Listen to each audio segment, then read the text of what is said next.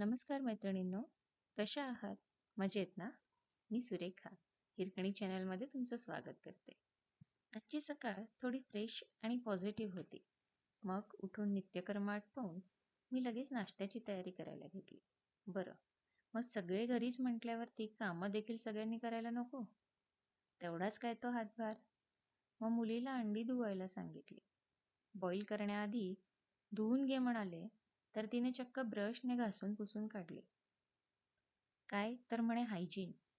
मग काय, मी पण हेल्दी सूप बनवायला घेतले. गाजर, बीट, टोमॅटो हे सगळी जिन्नस चिरून घेतली आणि कुकरला शिजायला लावली.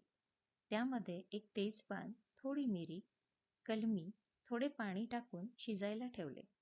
बरं, कुकरमध्ये ही सगळी जिन्नस शिजेपर्यंत सेल्फ केअर पण केला. हो, मी सुद्धा पिंक ग्लो सीरम यूज केलं. त्याचा कम्प्लीट रिव्ह्यू आणि डिटेल्स मी पुढच्या व्हिडिओमध्ये शेअर करणार आहे. तेव्हा तो बघण्यासाठी आत्ताच चॅनलला सबस्क्राईब करा. हां, इथे अंडी बॉईल करायला ठेवलेली आहे.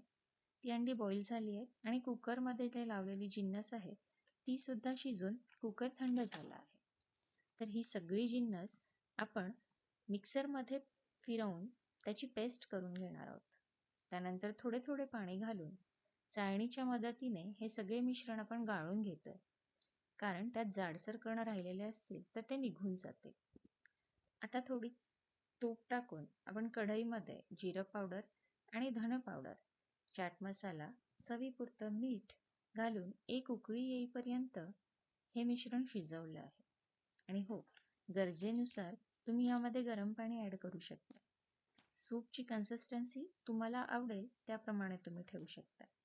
बरं, आता मजेदार गोष्ट ही की हे सगळ्याच गोष्टी हेल्दी म्हटल्यावर मी डोसा बनवणार होते.